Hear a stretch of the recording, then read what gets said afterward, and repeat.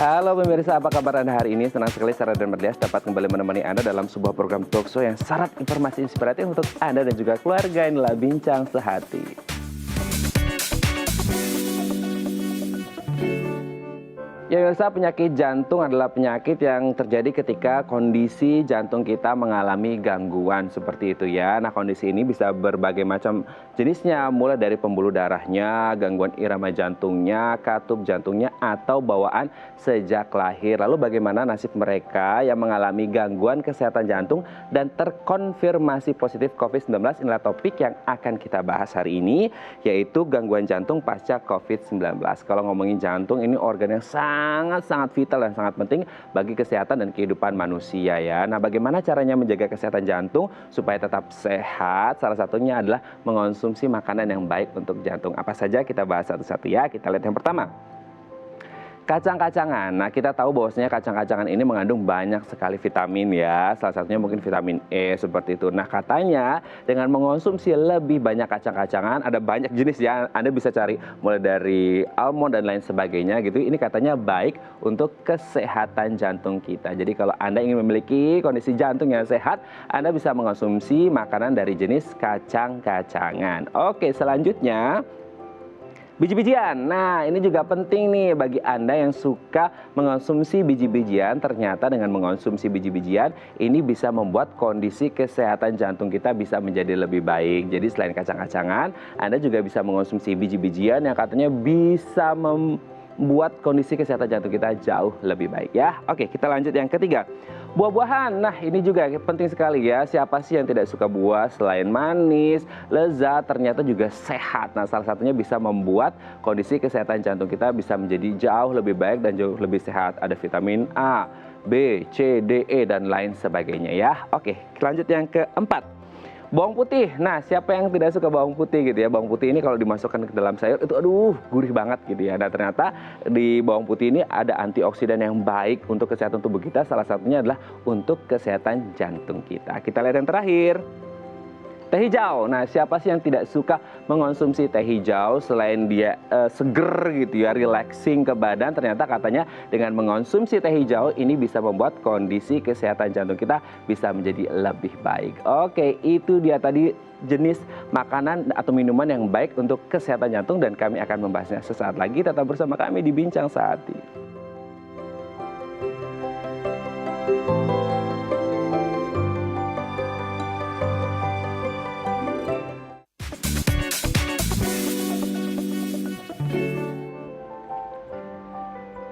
Baik, Anda masih bersama kami di Bincang Sehati. Tadi di segmen sebelumnya kita sudah membahas beberapa jenis makanan atau minuman yang katanya baik untuk menjaga kesehatan jantung kita. Nah, untuk membahasnya telah tersambung bersama kami di sambungan Zoom dengan Dr. Raisa E. Juanda, MGizi SPGK, spesialis gizi klinik dari Rumah Sakit MMC dan Rumah Sakit Pondok Indah Puri Indah. Selamat pagi, Dr. Raisa, apa kabar? Halo, selamat pagi, kabar baik. Kabar baik ya dok ya. Kyonghi ini dok, walaupun agak telat sedikit. Oke, dok, hari ini kita akan membahas makanan yang baik atau jenis minuman makanan yang baik untuk kesehatan jantung kita. Karena kan memang kalau ngomongin kesehatan jantung ini menjadi salah satu hal yang sangat penting dan vital banget kan untuk kesehatan tubuh kita gitu ya. Nah, kalau ngomongin kesehatan jantung, salah satunya mungkin dengan beberapa cara yang lain untuk membuat jantung kita sehat. Salah satunya adalah mengonsumsi makanan atau minuman yang baik untuk kesehatan jantung kita. Kita lihat yang pertama nih dok, adalah kacang-kacangan. Nah, seberapa baik kacang-kacangan ini untuk kesehatan jantung kita ini dok? Oke, ya jadi kacang-kacangan ini memang sangat baik untuk kesehatan jantung. Kenapa? Karena ternyata lemak yang di dalam kacang ini adalah lemak yang tidak jenuh. Oh. Nah, lemak yang tidak jenuh ini bisa menetralisir lemak yang jenuh yang berbahaya untuk jantung dan pembuluh darah kita nih. Dan sebaiknya mengkonsumsi kacang-kacangan ini bisa 4-5 porsi per minggu. Sekali makannya sekitar 25 gram. 25 gram itu mungkin kalau gampangnya sekitar setengah cup per kali makannya. gitu. Oke ya, berarti memang ini untuk porsi orang dewasa atau anak-anak itu sama atau beda ini dok? Dan takarannya mungkin ya yang membedakan antara orang dewasa sama anak-anak atau sebenarnya sama aja kok antara dewasa atau anak-anak gitu dok? Ya, jadi ini takaran porsi untuk dewasa ya. Mhm. Untuk dewasa, untuk anak-anak sih biasanya lebih sedikit, mungkin setengahnya. Dan tipe kacangnya pun, boleh berbagai macam nih. Hmm. Jadi, hampir berbagai macam kacang-kacangan ini ternyata semua memiliki, manfaat yang baik. Mhm. Bisa dipilih beraneka macam, seperti misalnya kacang almond, Mhm. kacang mete, kacang walnut, cashew, gitu pun bisa. Oke, yang happening sekarang kan kacang almond ini dok, di mana-mana ngomong kacang almond lah, dibentuk dari ini itu segala macam. Berarti semua jenis kacang-kacangan itu bagus dok. Maksudnya kayak kacang-kacang yang sering kita jumpai gitu ya, kalau kita orang non medis kan kacang kayak kacang tanah itu termasuk nggak sih dok? Iya, sorry putus-putus Oke, suaranya. ini kan yang lagi happening sekarang mungkin orangnya ya yang in gitu ya itu kacang almond segala macem gitu ya. Nah sebenarnya kalau untuk kita sebagai orang non medis yang mungkin tidak tahu menahu banyak tentang manfaat dari kacang, yang sering kita temukan itu kan mungkin kacang yang kacang tanah gitu. Itu juga menjadi bagian dari kacang-kacangan yang bagus nggak sih dok untuk kesehatan jantung kita? Iya, jadi kacang tanah pun juga baik, kacang tanah, kacang hijau, kacang hitam, itu pun baik untuk kesehatan tubuh kita, tapi memang harus hati-hati pada yang penderita asam urat ya. Oh iya. Yang asam urat, jadi tentunya porsinya tetap harus dibatasi nih, Hmm. sebaiknya konsultasi dulu karena tiap orang butuh porsi yang beda kalau memang sudah ada penyakit. Oke. Berarti kalau sudah ada komorbid seperti asam urat, ini juga harus hati-hati. Apakah harus dihindari atau boleh tapi porsinya harus sesuai, Dok? Sebenarnya masih Ah. diperbolehkan asal jumlahnya dibatasi. Oke ya, masih boleh, cuman harus benar-benar merawat, jumlahnya itu harus benar-benar strict gitu ya, Dok, ya. Dan pastinya cara memasaknya, konsumsinya tidak boleh digoreng ya, Dok? Nah, benar. Jadi cara mengkonsumsinya sebaiknya juga jangan digoreng, Mhm. karena kalau digoreng ini akan menambah, minyak atau lemak yang jenuh yang tidak baik untuk tubuh kita. Oke. Kan biasanya orang kalau makan kacang goreng ya, Dok, ya, apa kacang tanah digoreng, aduh itu kalau kata orang Sunda mah meuni resep pisan gitu ya, itu nggak berhenti-berhenti, itu nggak ada habisnya, nggak ada kenyangnya gitu ya, padahal kan jadi nggak bagus ya, gitu. Niatnya bagus untuk kesehatan jantung malah nggak bagus ya. Oke, Dok, kita lanjut yang kedua. Biji-bijian, setelah kacang-kacangan ini biji-bijian, apa manfaatnya, Dok? Ini kayaknya agak mirip-mirip nggak dengan kacang-kacangan ini, biji-bijian, Dok? Ya, jadi biji-bijian memang sebenarnya mirip dengan kacang-kacangan, tapi yang dimaksud di sini adalah biji-bijian seperti contohnya beras merah, gandum utuh, oatmeal, jagung. Nah, contohnya biji-bijian seperti itu ya. Jadi ternyata biji-bijian ini juga bisa menurunkan kolesterol. Nah, kalau Mmm. kolesterol, di dalam tubuh kita turun, kolesterol yang jahat ya, Mhm. ini tentunya nantinya juga bisa menyehatkan, kesehatan jantung. Nah, dan selain itu, biji-bijian ini merupakan sumber, serat. Mmm. Nah, serat ini juga bisa menurunkan kolesterol, menjaga berat badan, jadi juga sangat baik ya, untuk dikonsumsi.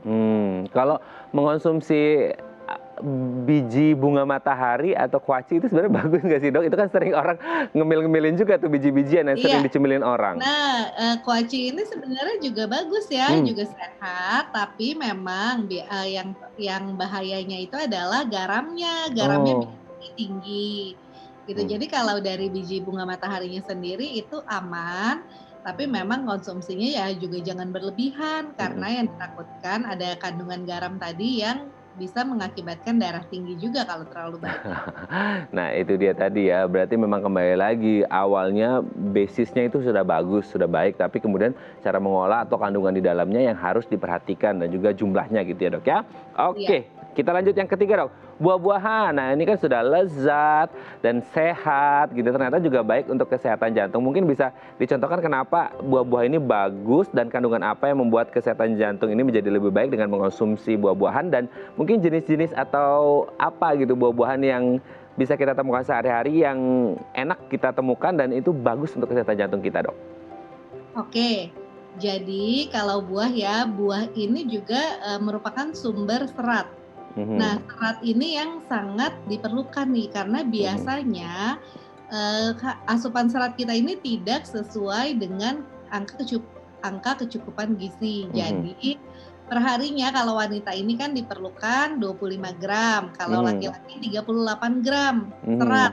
mhm, mhm, Biasanya dari penelitian, ini penelitiannya sih dilakukan pada orang Amerika ya, pada mhm. orang Indonesia belum ada. Nah, jadi yang di Amerika ini ternyata pengkonsumsi serat itu sehari-hari rata-rata hanya 15 gram. Jadi Mmm, jauh kan mhm, kurangnya dibandingkan dengan kebutuhan kecukupannya. Nah, itu dia mengapa kita perlu menambahkan serat. Salah mmm, satunya dari buah-buahan ini mhm, untuk menjaga kesehatan jantung. mmm, Contohnya ya, contohnya mhm, itu dari satu apel ini bisa mengandung 4 gram serat. mhm. Buah pir pun juga bisa mengandung 4 sampai 6 gram. Pisang pun juga sangat baik karena seratnya juga lumayan, seratnya ada 3 gram dan juga merupakan sumber kalium yang Ya. juga sangat baik untuk jantung kita. Betul, oke. Dok, ini berarti kan kalau ngomongin buah kan sebenarnya enak ya, lezat, manis gitu ya, Dok, ya. Nah, ini kan menjadi agak PR untuk orang tua untuk ngasih ke anaknya makan buah gitu. Nah, sebenarnya kalau dari kecil gitu ya, Dok, ya, sudah dibiasakan makan buah gitu sama orang tuanya ke anaknya, anak ini berarti apa ya, ya bukannya 100% hilang, risikonya gitu, tapi setidaknya bisa meminimalkan risiko ada gangguan jantung nggak sih, Dok, ke depan bagi anak-anak yang dari kecil sudah mulai terbiasa mengonsumsi buah-buahan gitu, Dok?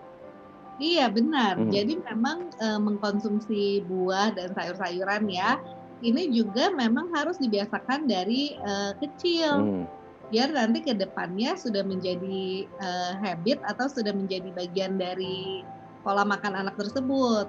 mhm. Oke ya, berarti memang ini menjadi PR orang tua untuk mulai ngajarin anaknya untuk suka makan buah karena ini demi kebaikan dan kesehatan si anak gitu ya, Dok, ya. Oke, kita lanjut yang selanjutnya. Bawang putih. Nah, ini kalau masak pakai bawang putih ini pasti enak, lezat. Nah, ternyata manfaat bawang putih ini apa, Dok, untuk kesehatan jantung kita? Oke, ya jadi bawang putih ini memang penelitiannya sih masih kontroversial Mmm, ya, ada mhm, yang menyatakan oke, ada yang tidak.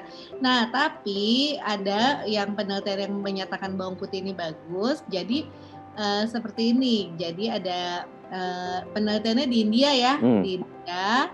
Jadi ada yang diberikan, bawang putih sebanyak 3 gram, ada yang tidak. Dilihat selama 90 hari nih. mhm, Ternyata yang makan bawang putih mentah sebanyak 3 gram itu, ternyata mengalami penurunan kolesterol sekitar 10 sampai 13%. oh, Nah, jadi ini tentunya sangat sangat baik ya, mhm, eee, karena bisa menurunkan kolesterol. mhm, Bawang putih ini dan diduga karena bawang putih ini mengandung kandungan yang namanya alisin. mmm, Nah, alisin ini yang merupakan enzim untuk mhm. menghambat kolesterol di dalam tubuh Oh, kita. oke ya, berarti memang bagus sekali bawang putih ini ya. Selanjutnya, teh hijau, Dok. Gimana nih, teh hijau ini kan relaxing banget nih, ternyata untuk kesehatan jantung gimana nih, Dok? Ya, jadi ternyata teh hijau ini juga sangat baik ya Mhm. untuk kesehatan jantung. Nah, tapi yang perlu diingat, konsumsi itu jangan ditambah gula, Nah. susu gitu. Karena kalau gula ini malah, bisa meningkatkan peradangan di dalam tubuh kita. Mhm. Dan kalau kita campur susu juga bisa menetralkan fungsi dari teh hijau itu Nah, sendiri. itu. Iya, padahal teh hijau ini fungsinya sebagai antioksidan dan bisa Nah. mengontrol radikal bebas. Oke, Dok. Selain mungkin 5 makanan yang tadi sudah kita sebutkan atau minuman, ada lagi nggak sih, Dok, mungkin tambah-tambahan yang mungkin bisa dikonsumsi setiap hari bagi kita untuk apalagi mereka yang sudah punya keluhan jantung gitu, Dok? Oke, ya yang baik lagi adalah, lemak dari ikan. Nah, jangan lupa untuk konsumsi, ikan nih, karena ikan ini ternyata lemaknya itu juga, baik ya, lemak yang Mhm. tidak jenuh dan juga bisa menurunkan kolesterol. Jumlah kalorinya pun lebih sedikit dibandingkan dengan, lemak hewan lainnya. Oke, berarti memang ini menjadi PR bersama untuk kemudian yuk kalau ingin jantung sehat harus benar-benar memperhatikan pola makan kita gitu ya. Karena you are what you eat. Kalau kita makan sehat, ya kita juga badannya akan sehat gitu ya dok ya. Baik, terima kasih Dokter Raisa sudah berbagi bersama kami pagi hari ini Bincang Sehati. Semoga kita sehat terus, jantung kita sehat terus. Salam untuk keluarga di rumah dok, dan saya sehat terus. Terima kasih, selamat pagi Dokter Raisa. Ya, pagi. Baik, pemirsa, selanjutnya kita akan membahas tema kita hari ini. Bagi Anda yang memiliki pertanyaan, Anda bisa menghubungi kami di nomor 021 290 3244 atau DM Instagram kami di @bincangsehatidayatv. Kami akan segera kembali.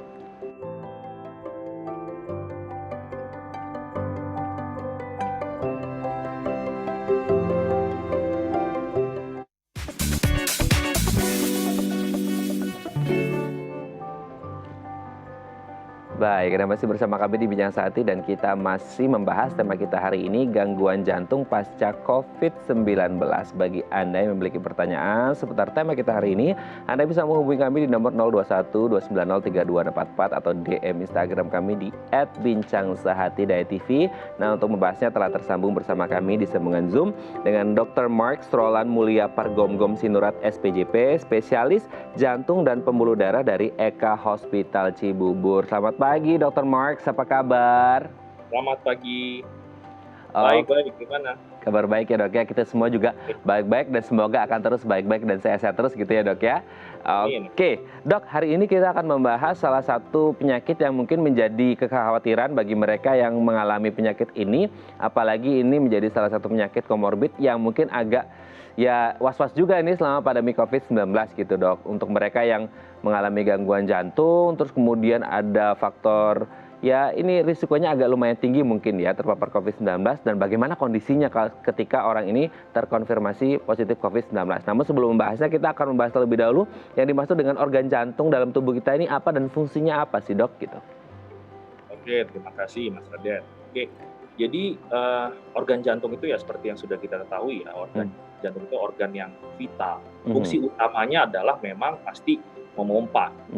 Jantung memompa darah dari dalam jantung ke seluruh tubuh untuk mencukupi kebutuhan tubuh, baik itu otak, baik itu jantung sendiri, baik pun organ-organ vital lain seperti ginjal dan lain sebagainya. Tentu kerja jantung sebenarnya simpel, tapi sebenarnya dia tidak pernah berhenti dari kita di kandungan sampai kita nanti ya menutup mata kita. Jadi penting sekali, tidak hanya COVID saja, jantung sangat rentan terkena penyakit apapun. Oke, berarti kalau orang dengan gangguan kesehatan jantung ini berpotensi untuk terjadi bahasanya komplikasi atau risiko terjadi penyakit-penyakit yang lainnya gitu ya dok ya? Betul. Ya tadi ya, karena jantung itu kan memompa darah. Kehidupan itu, darah itu berisi ya sel darah merah salah satunya berisi nutrisi, kemudian oksigen, ya itu yang kita butuhkan. Jadi kalau misalnya kita terjadi kegagalan untuk memompa, baik jantungnya yang lemah atau masalah nanti ada banyak ya, ada kelistrikan jantungnya, katup jantung atau klep jantung atau otot jantung ya, sampai menimbulkan gagal jantung ya, otomatis banyak sekali komplikasi akan terjadi pada pasien ini. Oke. Contohnya apa saja sih dok? Mungkin yang komplikasi yang sering dan paling banyak terjadi gitu, yang akhirnya berhubungan sama jantung gitu. Oke, yang paling sering terjadi ya memang pasti serangan jantung ya, yang udah sering kita lihat. Mungkin para pemirsa mungkin familiar dengan serangan jantung, dipasang ring atau dilakukan operasi bypass, mungkin seperti itu. Nah, semua sebenarnya yang paling ditakutkan oleh dokter jantung sebenarnya adalah gagal jantung. Tadi ya, gagal jantung itu mungkin pemirsa mungkin pernah lihat, baik dari saudara atau keluarga atau pasien lain, mungkin ada yang bengkak-bengkak, sesak napas, seperti itu ya. Jadi simpelnya nanti kalau udah gagal jantung, kita udah sulit untuk mengontrolnya kembali. Jadi apapun penyakit jantung, yang paling ditakuti terakhir adalah gagal jantung. Gagal jantung ya. Oke, ini kira-kira faktor risikonya apa saja sih dok? Oke, faktor resiko itu ada banyak ya. Ada faktor resiko yang kita bisa modifikasi dan yang tidak dapat kita modifikasi. Kalau yang tidak dapat dimodifikasi ya contohnya misalnya usia, semakin usia kita bertambah, resikonya juga makin tinggi. Kemudian laki-laki lebih beresiko terkena serangan jantung dibanding perempuan pada umur yang sama. Mhm. Ya, kemudian misalnya ada juga family history atau riwayat keluarga ya seperti serangan jantung atau meninggal mendadak ya, atau faktor risiko yang sebenarnya dapat dimodifikasi seperti yang bisa kita lakukan sehari-hari ya. Contohnya kita bisa olahraga, tidak santai-santai, tidak malas-malasan. Kemudian kita merokok ya, kita bisa stop merokok, kemudian menjaga berat badan, menjaga gula darah, tensi, dan banyak lain yang makanan dan nutrisi tentunya. Oke. Berarti kan ada yang tidak bisa dimodifikasi dan ada yang bisa dimodifikasi. Kalau tidak bisa dimodifikasi, ya nggak bisa diapa-apain lagi gitu ya dok ya, karena itu sudah dari sananya. Tapi yang tidak bisa dimodifikasi ini sebenarnya bisa diminimalkan nggak sih dok risikonya?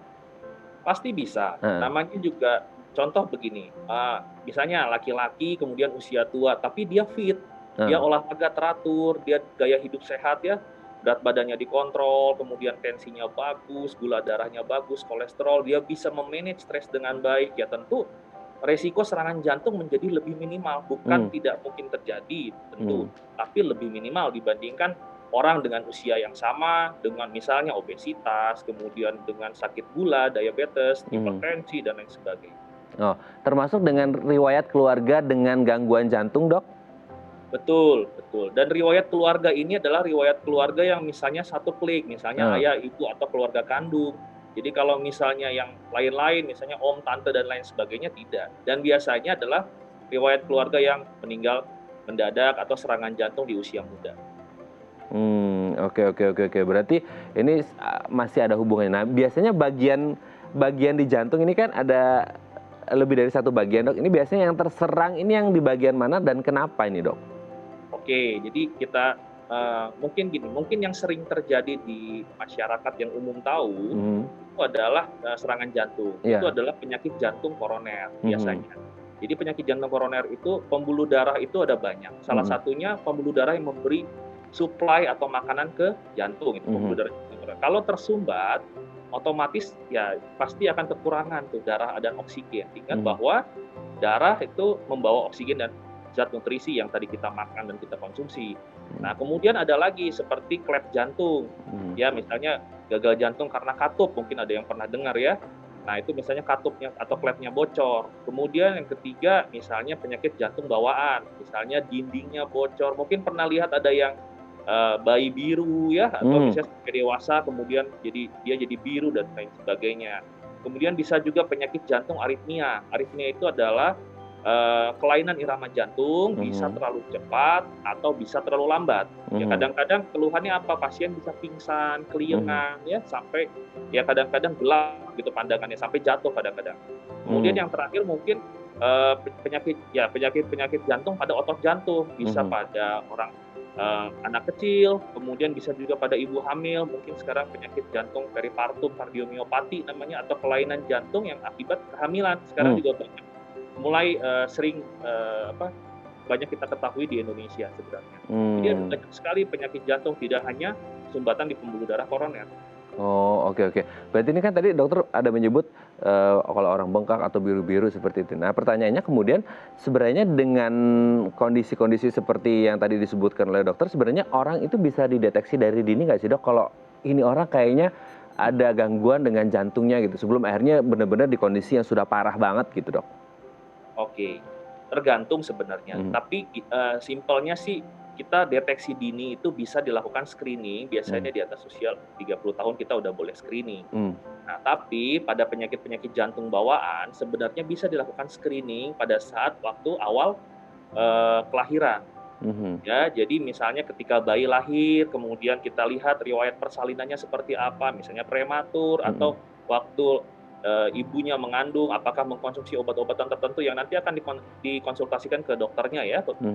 Kemudian apakah waktu lahir langsung menangis, biru, dan lain sebagainya. Tentu pasti dokter sudah melihat seperti itu. Makanya kita baiknya memang persalinan ditolong oleh nakes seperti itu. Ada kondisi-kondisi yang memang beresiko. Dan sebelum persalinan kita juga harus memeriksakan diri kandungan ibu yang dikandung juga harus sehat supaya bayi yang dikandung pun sehat. Oke, berarti memang bisa dideteksi untuk kemudian mencari tahu apakah kondisi jantungnya baik atau tidak gitu ya dok ya. Nah kalau ngomongin tentang konteksnya pandemi nih dok, kan selama ini kita ngomongin kesehatan ya kalau pandemi ini identiknya dengan paru-paru, mereka yang punya pneumonia gitu ya, atau kemudian kesehatan hipertensi dan lain sebagainya gitu atau diabetes. Nah kalau kesehatan jantung sendiri, orang dengan kesehatan jantung, orang dengan gangguan kesehatan jantung ini juga rentan tidak dok untuk terpapar COVID-19 gitu? Ya, tentu sangat rentan. Jadi gini, memang COVID sendiri adalah penyakit yang menyerang organ utama paru-paru. Hmm. Tapi ada reseptor yang sama, yaitu reseptor S2 namanya mungkin ya. Nah, reseptor yang sama itu banyak sekali diekspresikan atau berada selain di paru-paru, ada di jantung, pembuluh darah, dan juga di eh, saluran cerna. Sehingga memang pada pasien-pasien yang COVID belum tentu semuanya keluhannya adalah di paru-paru seperti batuk, sesak. Mungkin batuk dan sesak adalah yang paling utama, tapi bisa saja juga misalnya nyeri dada, berdebar ya, kemudian bisa juga adanya gumpalan-gumpalan darah karena dia menyerang pembuluh darah juga. Kemudian juga bisa misalnya diare atau gangguan saluran pencernaan yang lain seperti itu. Oke. Berarti memang kondisinya untuk mereka-mereka yang punya keluhan gangguan kesehatan jantung ini juga harus waspada gitu ya dok ya, untuk lebih teliti lagi menjaga kesehatannya, apalagi di masa pandemi juga mungkin tadi kan dokter menyebut ada debar-debar jantung berdebar lebih cepat gitu ya dok ya, apalagi kalau kita ngomongin pandemi selain dari sisi kesehatan fisiologisnya, secara medisnya gitu kan, sekarang stres manajemennya juga luar biasa ya dok ya, hingga akhirnya mungkin stres juga bisa pengaruh ke kesehatan jantung ya dok ya di masa pandemi ini. Oh tentu ya. Jadi jantung ini kadang-kadang kalau orang, jadi belum tentu semua nyeri dada, semua berdebar itu adalah sakit jantung. Kadang-kadang memang ada faktor stres yang tidak bisa kita hindarkan.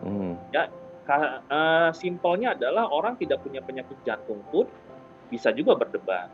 Orang lagi stres, orang lagi ada panik, itu juga bisa berdebar. Bahkan sebelumnya memang tidak punya penyakit jantung.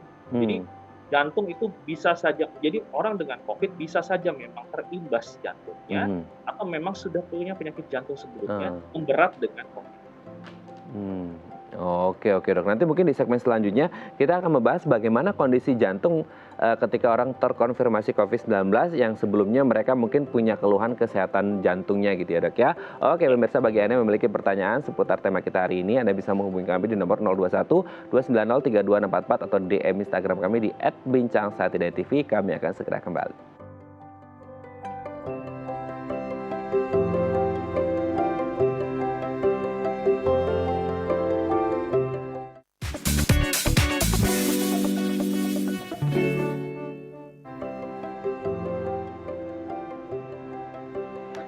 Baik, Anda masih bersama kami di Bincang Sehati dan kita masih membahas tema kita hari ini, gangguan jantung pasca COVID-19. Bagi Anda yang memiliki pertanyaan seputar tema kita hari ini, Anda bisa menghubungi kami di nomor 021 290 3244 atau DM Instagram kami di @bincangsahatidaytv. Dan kita masih bersama dengan Dr. Marks Roland Mulia Pargomgom Sinurat SPJP, spesialis jantung dan pembuluh darah dari Eka Hospital Cibubur. Dr. Marks, kita lanjut lagi dok. Sebenarnya kalau tadi seperti saya sebutkan di sebelumnya, kondisi jantung orang yang akhirnya terpapar COVID-19 ini seperti apa gitu? Kalau mungkin untuk mereka yang sudah pernah ada gangguan kesehatan jantungnya ini seperti apa dok? Oke, ya kita harus membedakan ya. Jadi ada pasien yang sebelumnya memang yang tadi saya bilang bahwa ada usia sudah lanjut, sudah tua ya, kemudian memang sudah punya penyakit sebelumnya, tentu pasti lebih rentan. Ya rentannya apa? Jadi misalnya pasiennya tadi sebelumnya sudah gagal jantung atau sudah ada gangguan katup, sudah ada gangguan sumbatan pembuluh darah, penyempitan pembuluh darah koroner, ya tentu ketika terkena COVID otomatis akan terjadi lebih berat kerja jantungnya. Ya, jadi bisa saja pasien misalnya terjadi, jadi misalnya tadinya belum pernah ada gangguan irama jantung, jadi ada gangguan irama jantung. Kenapa? Karena lebih berat kerja jantungnya. Yang tadinya misalnya sudah ada sumbatan tanpa COVID. Dengan adanya infeksi COVID, otomatis jantung akan kerja lebih berat. Terkena imbas dari infeksi yang sangat luar biasa ini. Sehingga kerja jantung yang semakin berat ini akan menyebabkan gangguan yang lain seperti gangguan irama jantung atau bahkan gagal jantung yang memberat. Bahkan sampai kalau misalnya berat sekali menimbulkan gagal nafas dan juga gagal jantung sehingga henti jantung nanti ya bahkan seringkali berakhir dengan kematian. Oh, oke. Untuk yang terakhir dokter sebutkan berakhir dengan kematian gitu. Ini berarti tergantung juga dari kondisi di awal sebelum terpapar COVID, bagaimana jantungnya sudah mulai di tingkat yang parah banget, atau sebenarnya di tingkat-tingkat awal juga bisa akhirnya menyebabkan kematian, tergantung bagaimana kemudian kesehatan jantung mulai ngedrop nih ketika terpapar COVID, dok. Ya, itu kembali lagi memang dengan fungsi jantung. Fungsi jantung adalah pompa darah ya. Dia adalah organ yang sangat vital. Memang banyak sekali memang sekarang kan ya OTG ya, gejala, kemudian dengan gejala ringan. Tentu memang para ahli masih bekerja dengan sangat keras untuk menemukan ya kira-kira apa yang menyebabkan misalnya satu orang dengan kondisi misalnya jadi memberat dengan cepat, atau misalnya kondisi pasien seperti apa yang kira-kira kita udah tahu nih. Oh misalnya pasien dengan hipertensi, oh nanti hasilnya jauh lebih buruk kan. Memang untuk sampai saat ini masih banyak dugaan-dugaan. Tentu pasien-pasien dengan, kalau penelitian di Wuhan sendiri, pasien-pasien dengan gejala yang berat biasanya memiliki lebih dari 2 komorbid biasanya. Misalnya pasien itu usia tua dengan hipertensi, ya, tekanan darah tinggi, kemudian dengan diabetes misalnya. Nah, pasien yang memiliki lebih dari 2 faktor seperti itu biasanya memiliki gejala yang lebih berat, bahkan sampai mungkin membutuhkan perawatan di ICU yang lama. Tapi kalau misalnya penelitiannya kalau misalnya cuma mungkin 1 atau bahkan tanpa komorbid, mungkin gejalanya lebih ringan, dan itu pun biasanya bergantung dengan jumlah virus atau viral load-nya. Jadi berbeda-beda tiap dari pasien. Oh, oke. Mungkin berbeda-beda dari tiap pasien bagaimana kemudian ya kondisi fisiologisnya gitu ya, untuk kemudian bisa mengetahui ini jantungnya seperti apa dan dampak dari COVID-19-nya untuk kesehatan jantungnya seperti apa gitu ya, dok ya. Oke, dok, sebelum lanjut ini ada DM Instagram dari pemirsa Bincang Sehatnya, akan saya bacakan ya, dok ya. Dari @suroso87, dok, apabila salah cara meminum obat jantung yang seharusnya diletakkan di bawah lidah tetapi malah diminum, apakah ada efek samping atau bahaya yang ditimbulkan? Gimana nih, dok? Ternyata ada ya obat jantung yang harus ditaruh di bawah lidah gitu ya. Saya baru tahu nih. Gini, ini ternyata diminum gitu. Itu ada efek samping atau bahaya nggak, dok? Ya, terima kasih pertanyaannya. Jadi kalau misalnya sebenarnya kenapa obat jantung itu harus diminum di bawah lidah, supaya tidak penyerapannya lebih cepat, itu aja sih sebenarnya. Nah, kalau dia kita minum, tentu kan ada beberapa dia harus melewati beberapa tahapan dulu untuk terserap dengan baik. Nah, jadi kalau ditanya berbahaya sih enggak, cuma mungkin efeknya jadi lebih lama. Kita kan butuh obat yang di bawah lidah itu bisa bergerak atau beraksi langsung kurang lebih di 1-3 menit. Ya, kalau misalnya terminum ya kita nggak tahu berapa menit dia akan bereaksi, jadi pasti lebih lama waktunya. Sementara obat-obatan yang di bawah lidah itu biasanya kita berikan pada pasien-pasien yang nyeri dada, yang langsung misalnya masuk ke IGD kemudian nyeri dada ya gitu ya. Nah, kita kan pengen aksi obatnya cepat. Ketika diminum ya aksi obatnya jadi lebih lama. Pasien masih, yang bahayanya adalah pasien yang akan terus merasakan nyeri dada seperti itu. Kalau di IGD mungkin kita bisa bantu ya, atau di rumah sakit. Tapi kalau misalnya pasien self medicated, jadi punya obat sendiri di rumah, ya kadang-kadang jadi, dok saya kok udah minum 3 kali tapi masih nyeri juga ya, karena rute pemberiannya sama seperti itu. Oke ya. Berarti tidak bahaya, dan tidak begitu ke efek samping, tapi efek dari obatnya mungkin akan terasa lebih lambat ketika mungkin dikonsumsi dengan cara ditaruh di bawah lidah gitu ya, dok ya? Betul. Oke. Berarti tidak ada masalah sebenarnya. Tapi kalau bisa ya taruh di bawah lidah supaya efek penyerapannya itu lebih maksimal dan lebih cepat efeknya gitu ya, dok ya. Oke, semoga ini bisa menjawab pertanyaan dari Pak Suroso. Oke, dok, kita lanjut lagi. Nah, kalau orang dengan gangguan kesehatan jantung, tadi kan disebutkan bagaimana kemudian mereka rentan papar COVID-19 gitu ya. Dan akhirnya juga butuh effort yang agak lebih ketika ngomongin treatment atau tindakan yang diberikan untuk mereka yang punya gangguan kesehatan jantung dan terpapar COVID-19.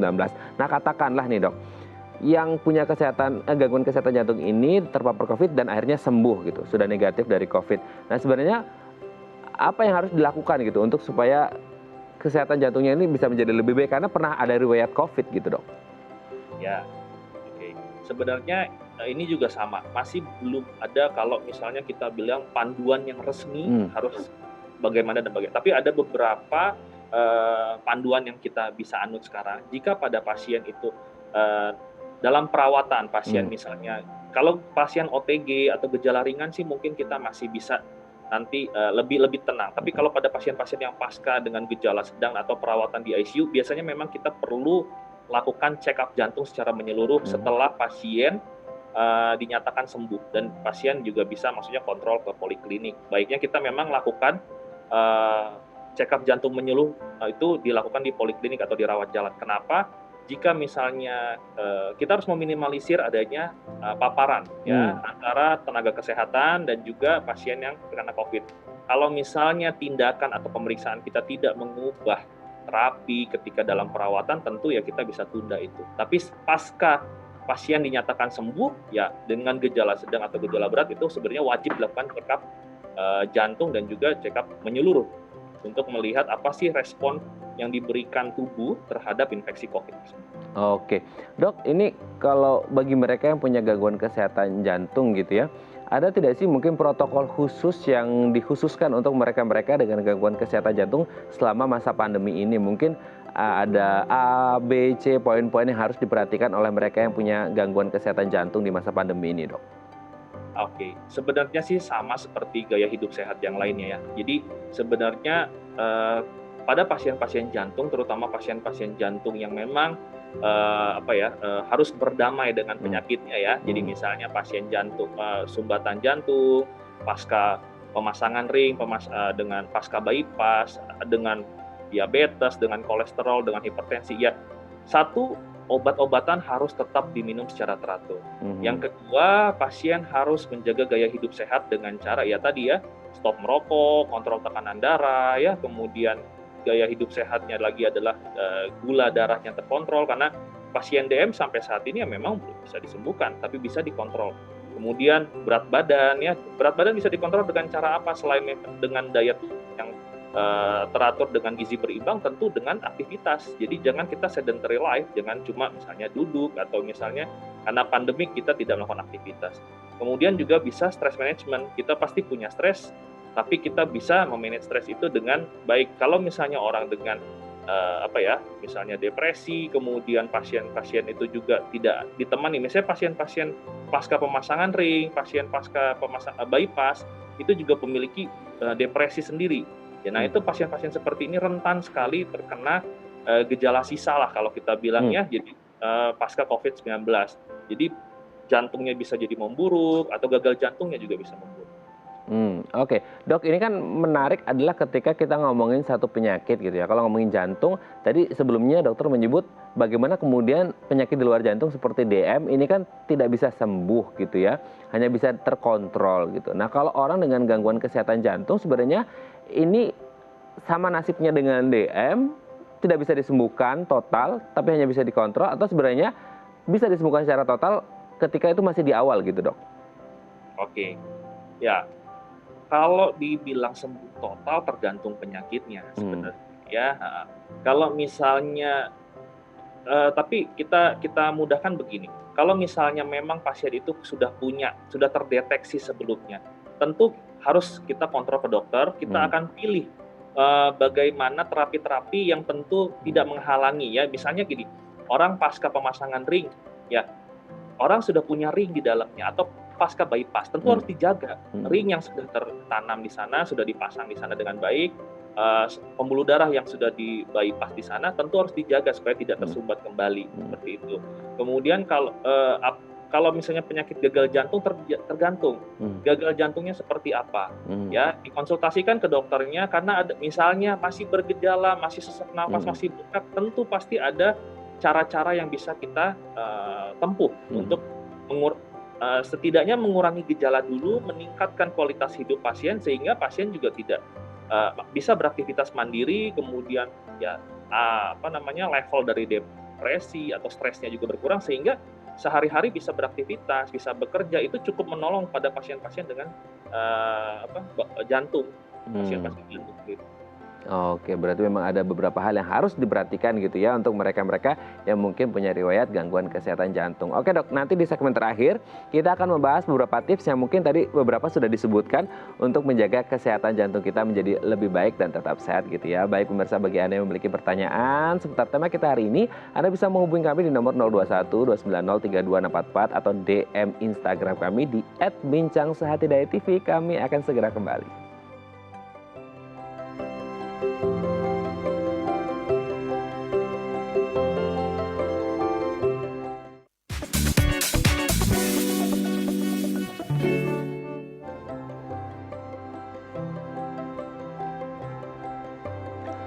Baik, Anda masih bersama kami di Bincang Sehati dan kita masih membahas tema kita hari ini gangguan jantung pasca COVID-19.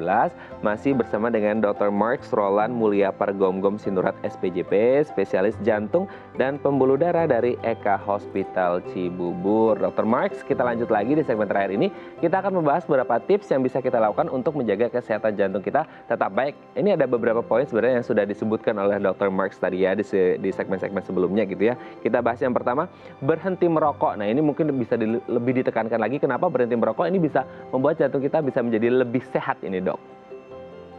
Ya, simpel sih sebenarnya ya. Memang merokok itu tidak langsung mengakibatkan. Misalnya kan kadang-kadang ada perokok tuh sampai usia tua juga dia sehat-sehat aja. Iya.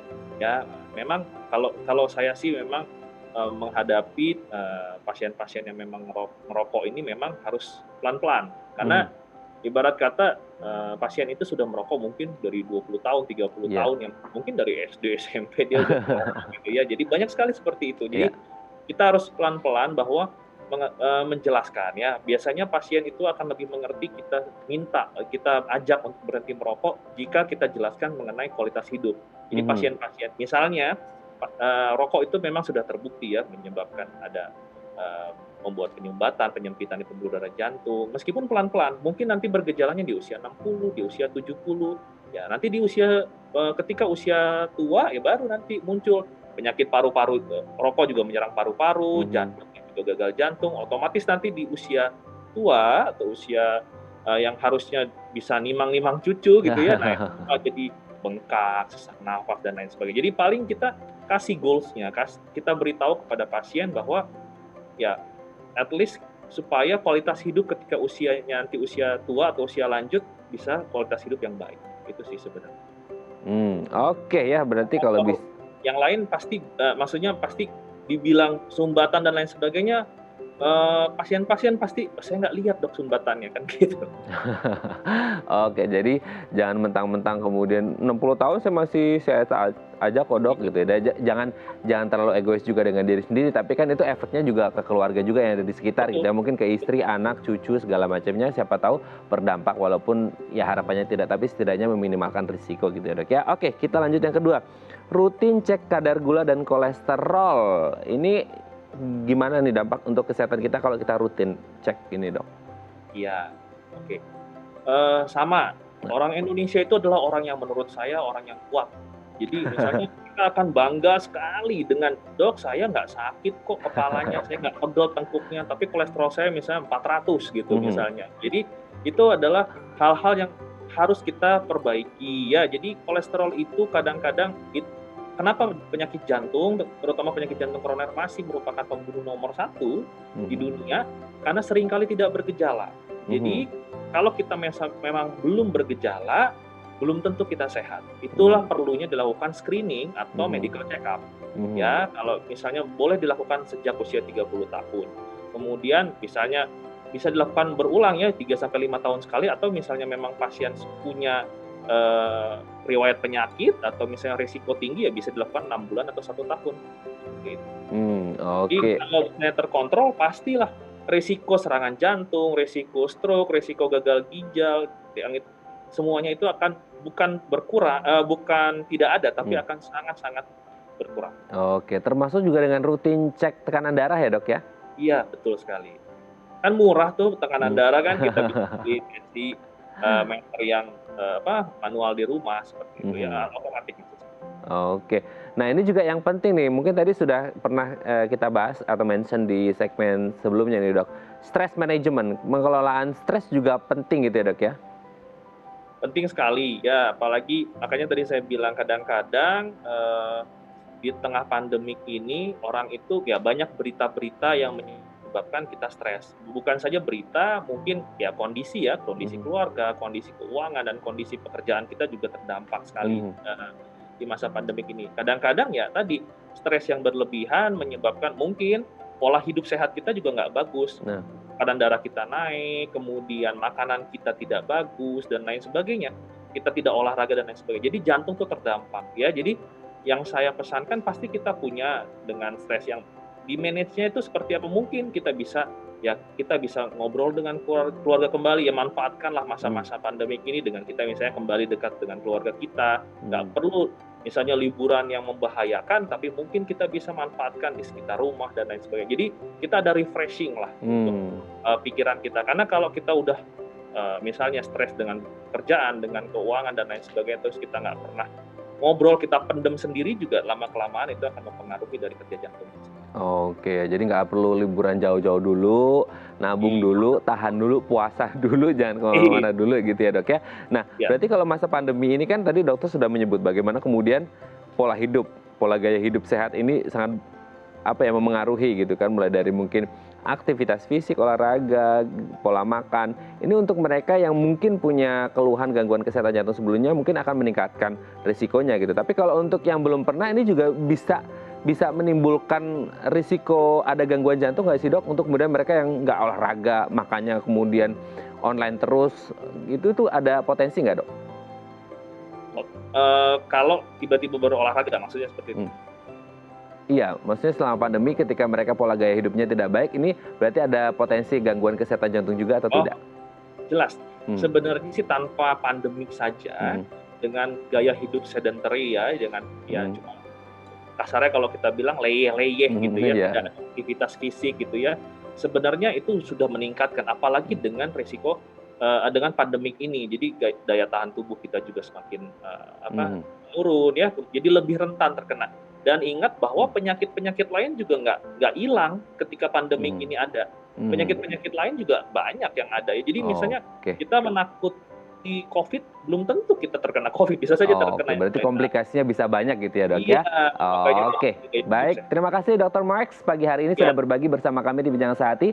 Kita doakan semoga kita sehat terus, jantung kita sehat terus, dan pastinya pandemi ini segera usai. Terima kasih, Dok. Saya sehat terus dan salam untuk keluarga di rumah dan teman-teman di Eka Hospital Cibubur. Selamat pagi, Dokter Marx.